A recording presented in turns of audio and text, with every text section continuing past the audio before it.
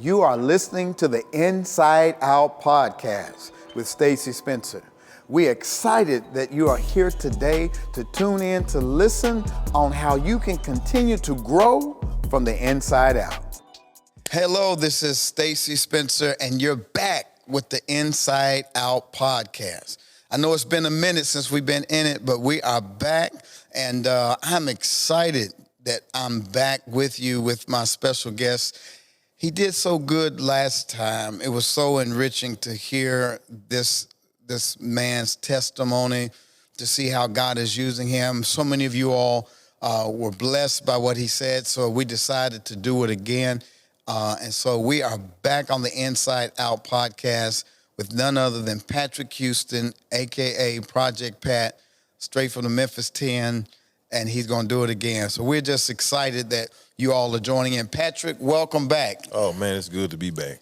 Good to see you, man. You've been doing good since the last time we chatted? Oh, yeah. Yeah, I've been real good. Yes, I've been real good. You're looking good, man. The glow of God is on you, and I just praise God for how you continue to grow in him, and I see you shining, bro, and I'm very proud of you. One of the things, we chopped it up after our last conversation, spiritual conversation with Patrick Houston, and we talked about the mandate for love and how important it is for us to have the love of God. Why is that so important for you, for us to embody the love that God has for us? Where did that come from? Where did that passion come from? Well, I was, I was speaking at this place out in Arkansas. It's a minister friend of my father's. He wanted me to come talk to the youth, and I don't know, man. I thought I was gonna be talking about John 3:16, and it just, I don't know. Lord just led me on some love, and then after that, I just dove into 1 John, all 5 chapters, and I just have been meditating on that for a while. And man, I just been it's a commandment, you know what I'm saying? You know, I found out, it's a commandment, and when you walking in love, you know how a person, will say, well, I'm just an old sinner. I can't, we all gonna sin. But if you walking in love, you ain't gonna do your neighbor wrong. You ain't gonna do no lying. You see what I'm saying? So when I seen that, I know the Lord took me to it for a purpose. So I just went to meditating in it, and you gotta have some love out here, because it's like, especially a person, as a Christian trying to bring somebody to Christ.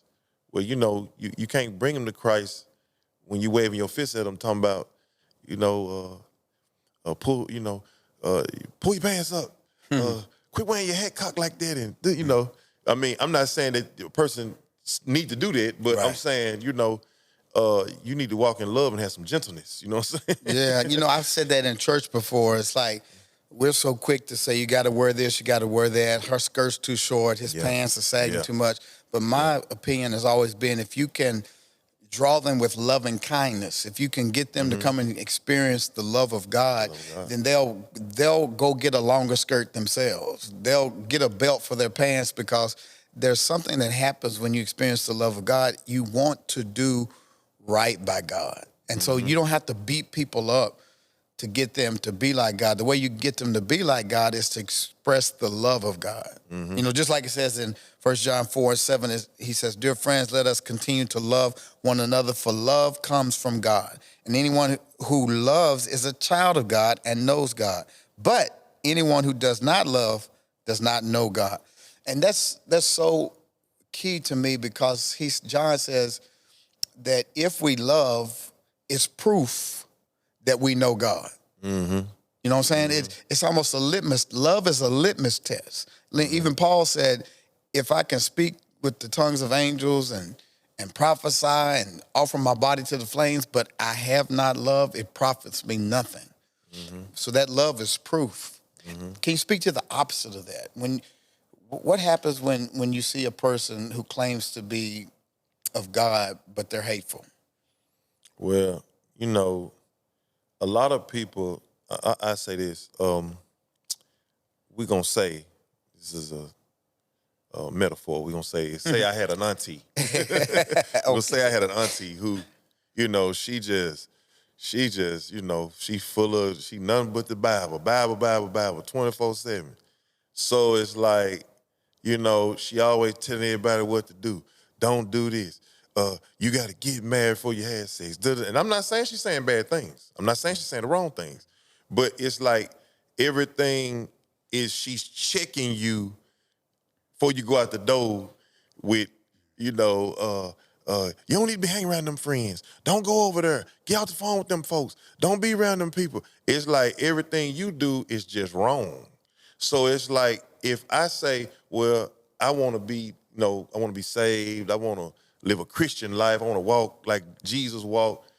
But then when I look at her and I see that's supposed to be my example, I'm straight on auntie now. I'm cool. See, you ain't gonna want to be. You ain't gonna want to come to church. You don't want to be here. Right. You don't want to be around that. See, because that's that nagging and that attitude, and it's not no gentleness. It's not no kindness. It's not no forgiveness. No, love forgives. You see what I'm saying? It's not no forgiveness, and so it's like you always holding something over my head. You back smoking again? I ain't. You know? You catch me doing. You know, and when you're doing that, you make a child or somebody who's grown and don't know God like that, don't want to be around that. Yeah. So if you take auntie and put 50 aunties in the church, and that's who's at the door, and that's who's telling you where to sit down, and that's who, you're going to automatically get an attitude with them. Yeah, it's almost like Monique, Monique the comedian, who she calls herself auntie. She had an episode where she got online and was talking about these women wearing bonnets, you know, and how, you know, that's not a good representation of women. And what she was saying was true, just like you're saying we should pull our pants up and do this and that. But when you keep nagging people, it can come across as judgmental. And condescending. And so she got a lot of pushback from the young people, like, you can't tell us what to do. Besides, you got on pajamas. But at the same time, Monique had a good intention, but it's how we express our concern for people. People don't care how much you know until they know how much you care. And so if you go to 1 Corinthians chapter 13 and talk about the ingredients of what love looks like. Love is kind, love is patient, love is long-suffering, love keeps no record of wrongdoing. So when we look at that and break those ingredients down, we have to ask ourselves, are we really loving people? As Christians, as followers of Christ, the way people know we're followers of Christ is by our love. Are we patient? Or do we have a short fuse with people? Are we long-suffering with people? Or do we give up on folk easy? Do we keep records of wrong? When we get mad, we bring up what a person does in the past. If you keep bringing it up, you really haven't forgiven. No. Right? No. And so love keeps no record of wrongdoing. What are some practical ways that we ought to express love in our everyday interactions with people? Oh, well, one thing about love considers the other person. Come on. So when you're considering the other person, it's like, well,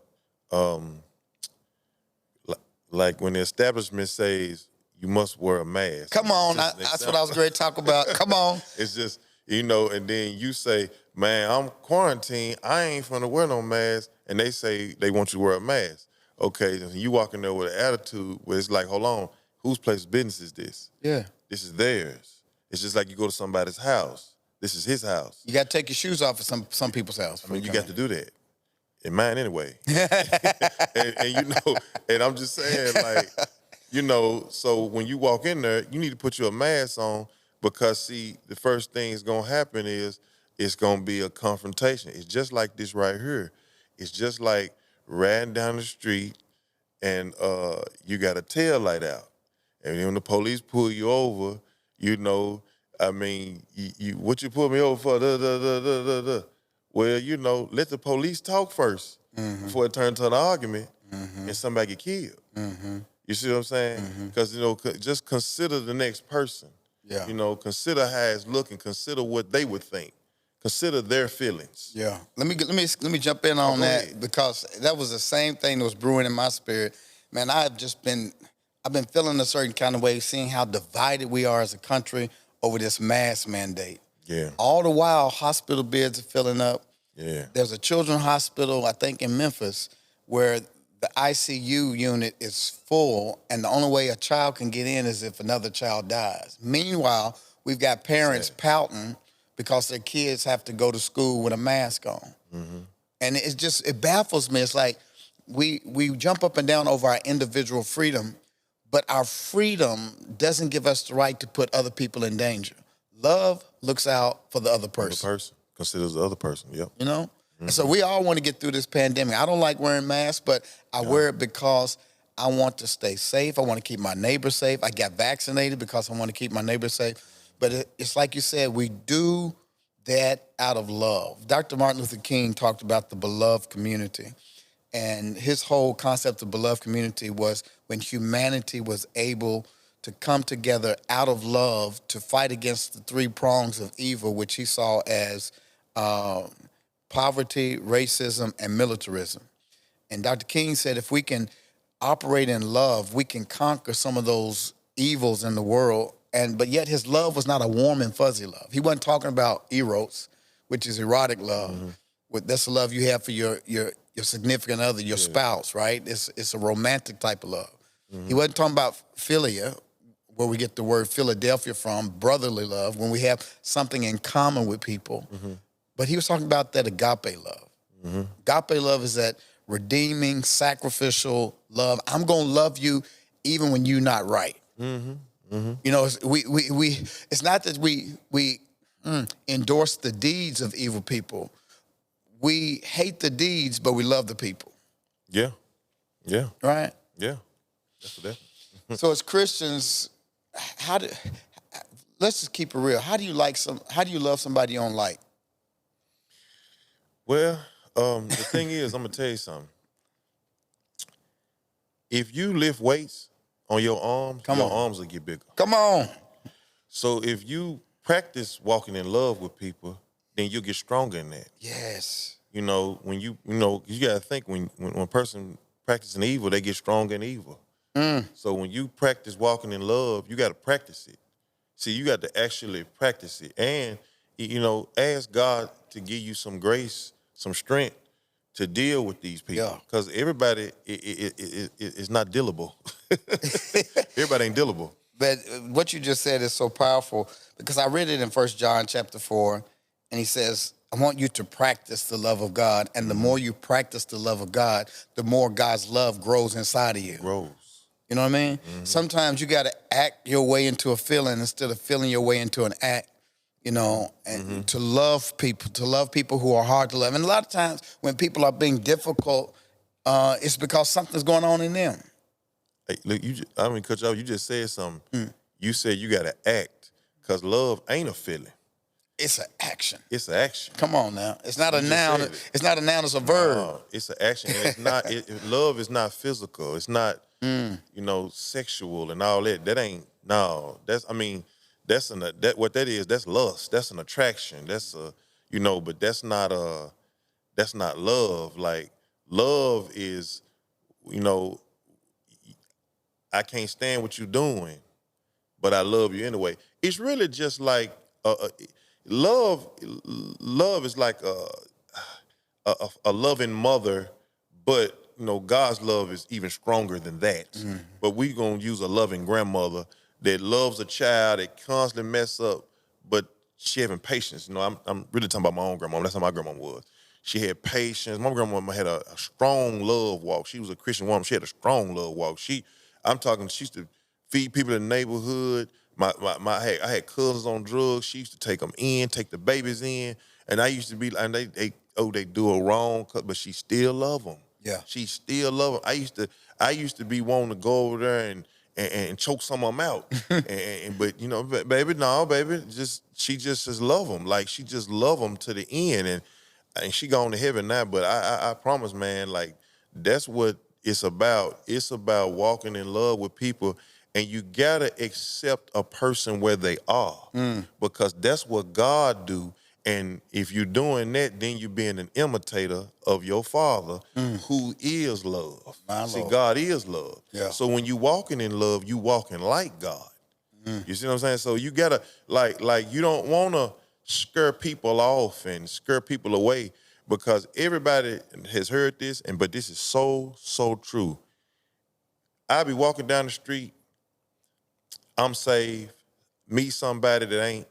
I may be the only God they'll ever see in their life. Come on. After that, they may be gone up out of here. So if I come off, or the way we act and approach people, that's why I say in the Bible, the fruits of the born again spirit, love first, joy, peace, kindness, gentleness. See, you gotta have some gentleness and some kindness, and hospitality.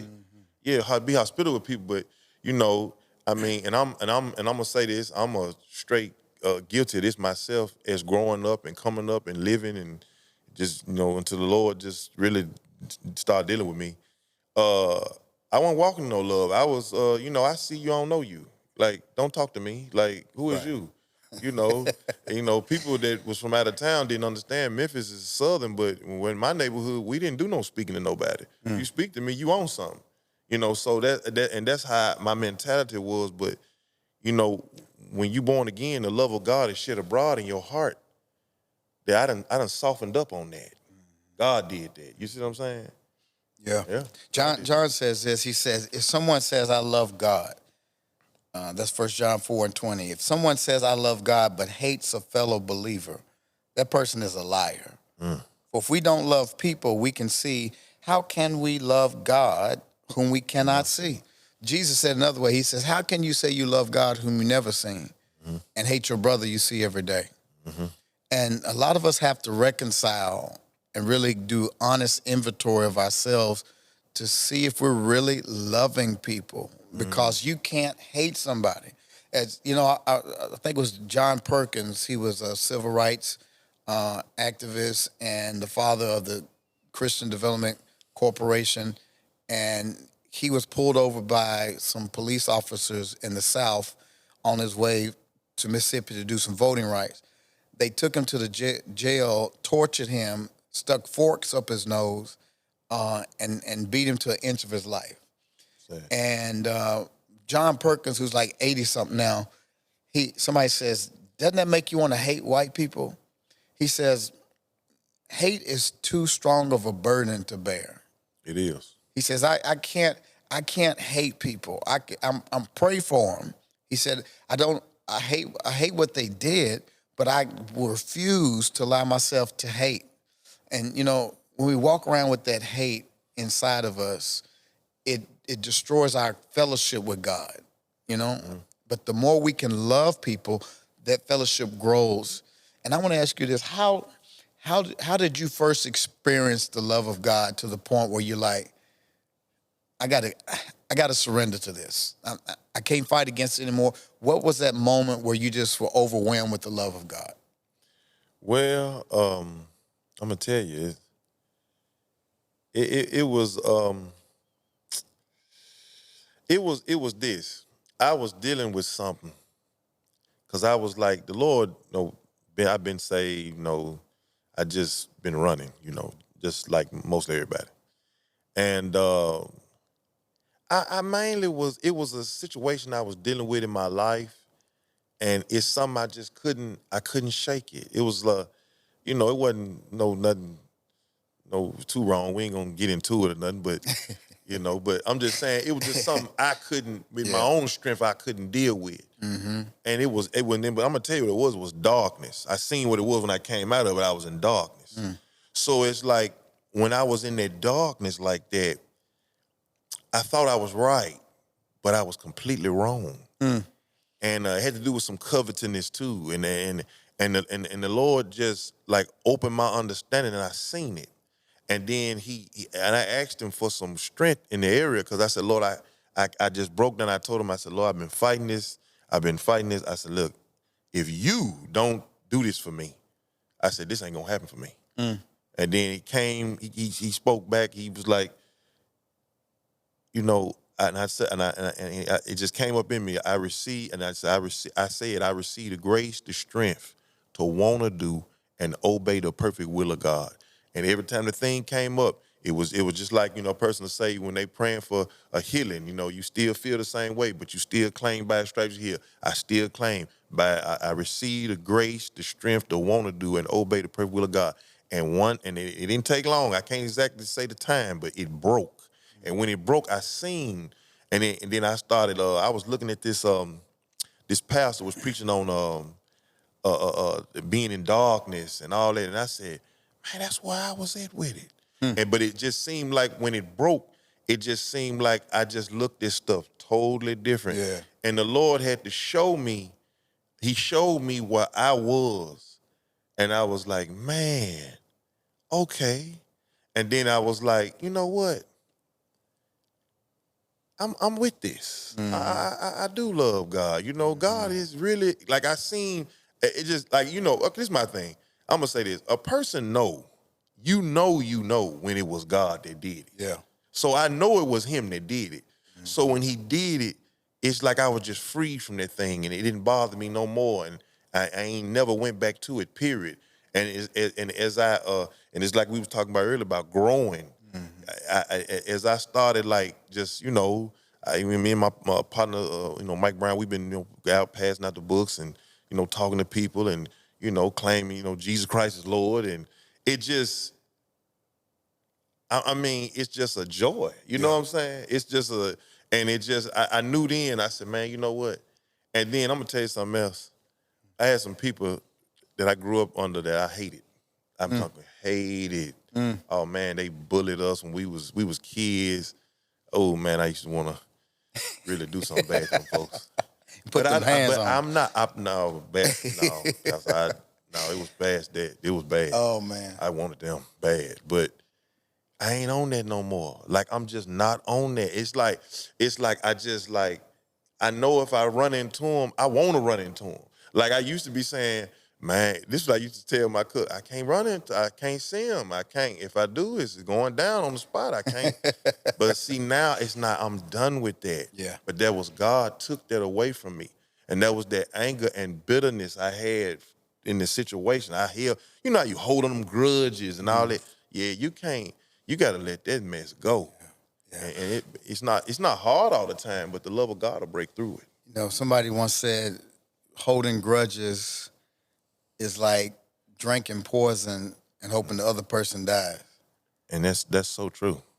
Oh, that's so true.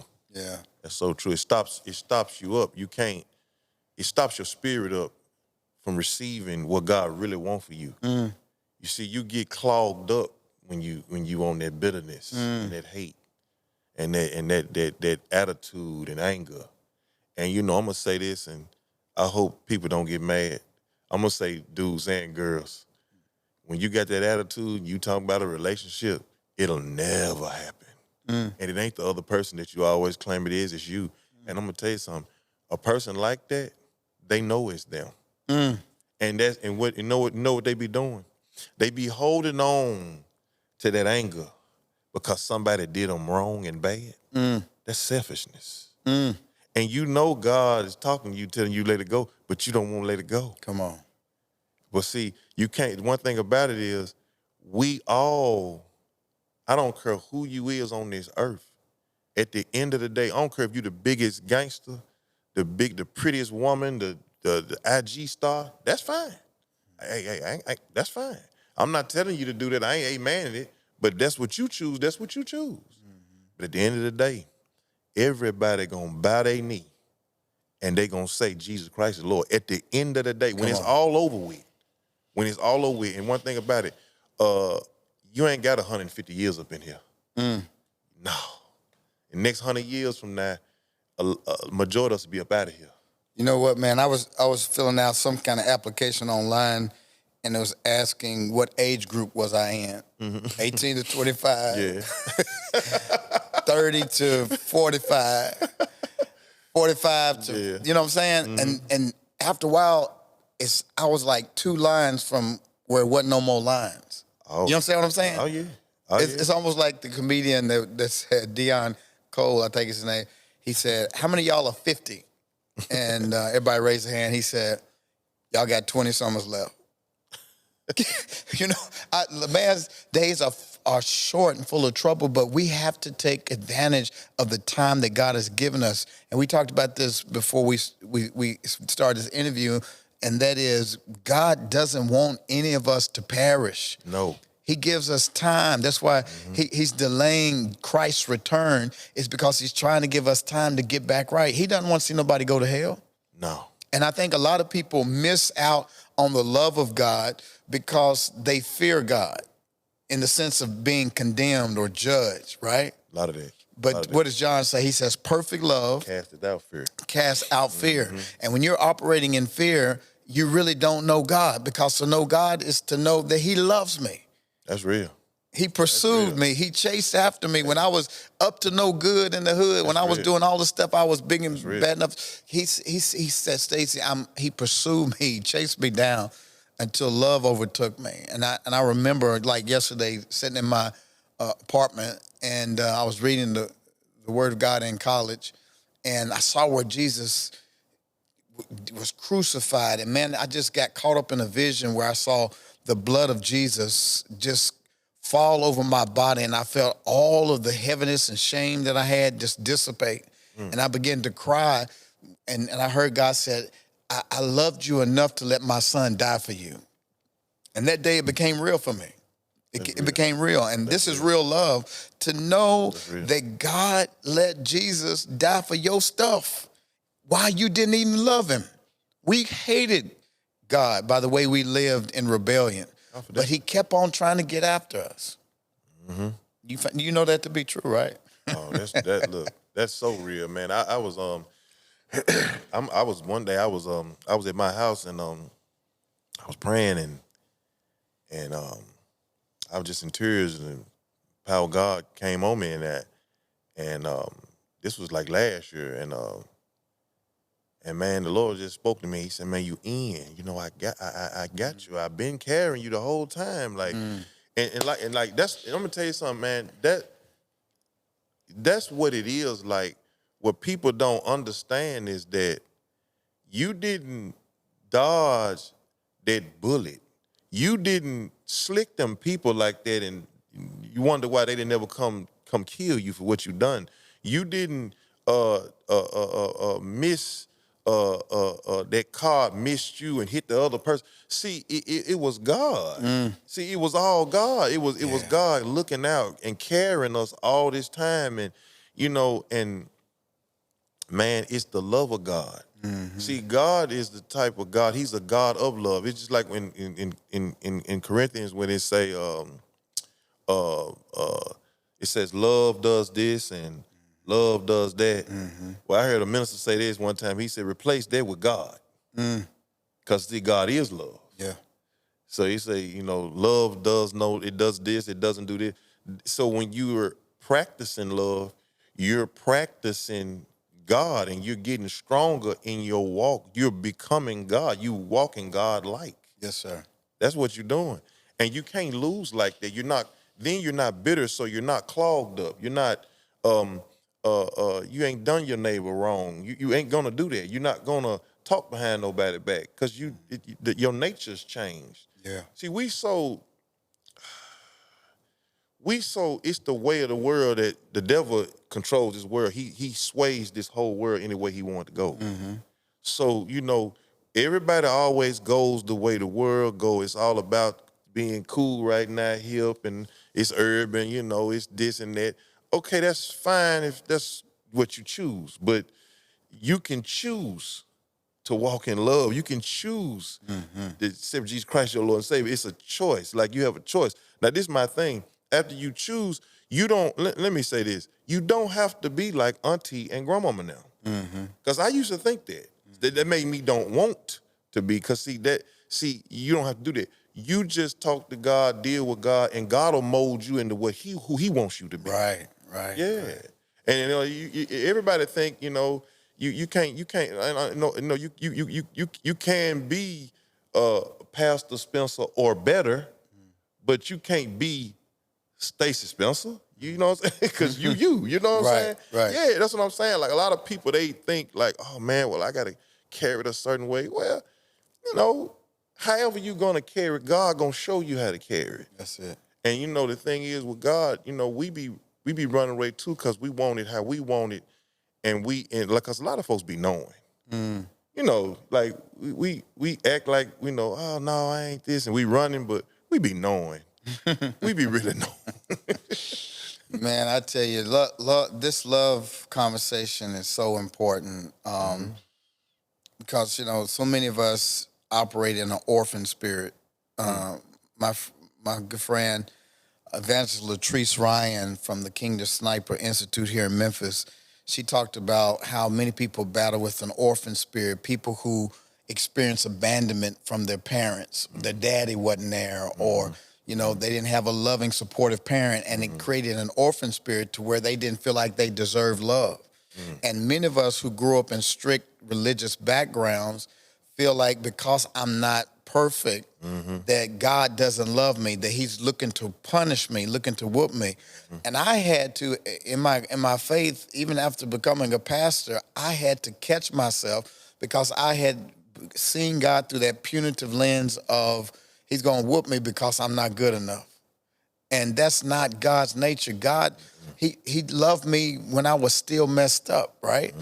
And he loves me more and more every day. I mean, I love him more and more every day. He loves me, period. Unconditionally. There's nothing we can do to separate us from the love of God. No, love don't change. Love don't change. His love won't change. And man, that's powerful right there. I think we're gonna stop right there. But God Almighty, his love don't change. No. Woo! No, I think Music Soul Child had a song about that. As long as your love don't change, I'll love you till your hair turns gray. I'll love you if you gain a little weight. Okay. He says, as long as your love don't change. And so we just thank God for this conversation. Patrick, thank you again, man, for it's a blessing, stopping through and chopping it up with me. Man, this is the, you know, love is the number one thing that a Christian should be striving for. Yeah. Like, you know, a lot of times, I mean, you know, always stay led by God, always. But like, you tell a person, you know, they first get saved, well, next thing they need to learn about is some love. They need to be reading that 1 John, that whole chapter, 1 Corinthians. But I'm just saying, you know, pray first. You know, ask God where he want to take you. But yeah, but you need to be on some love. That's what's up. For real. Well, I appreciate y'all listening. And I think next week we're going to go a little bit deeper into this, and we're going to talk about how love listens. If you really love somebody, you're going to listen to them. You really can't understand the person unless you've walked in that person's shoes.